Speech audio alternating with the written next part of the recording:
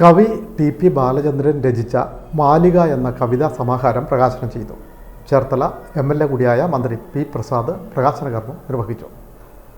തിരുവിഴ ജയശങ്കർ, തിരുവിഴ ശിവാനന്ദൻ, ചേർത്തല രാജേഷ് എന്നിവരെ ചടങ്ങിൽ ആദരിച്ചു.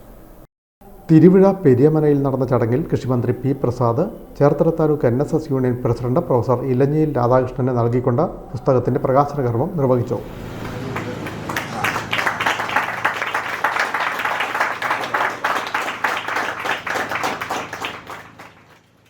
ശിവാനന്ദ് സാറിനെ ആദ്യമായിട്ടാണ് അടുത്ത് കാണുന്നത്. പല വേദികളിൽ അല്ലെങ്കിൽ സദസ്സുകളിലൊക്കെ ഇരിക്കുമ്പോഴും ആ പേര് ഞാൻ കേട്ടിട്ടുണ്ട്. എനിക്ക് തോന്നുന്നു ഒരിക്കൽ രാധാകൃഷ്ണൻ സാർ തന്നെ ഒരിക്കൽ അദ്ദേഹത്തെക്കുറിച്ച് പറഞ്ഞിരുന്നു.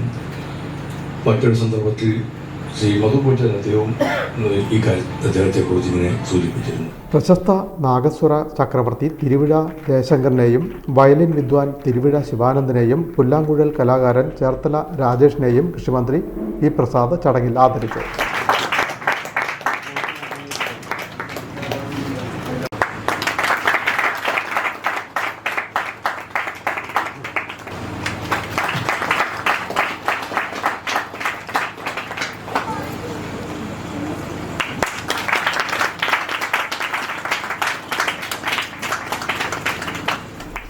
തിരുവിഴ മധു എൻ പോറ്റി സ്വാഗതം പറഞ്ഞു.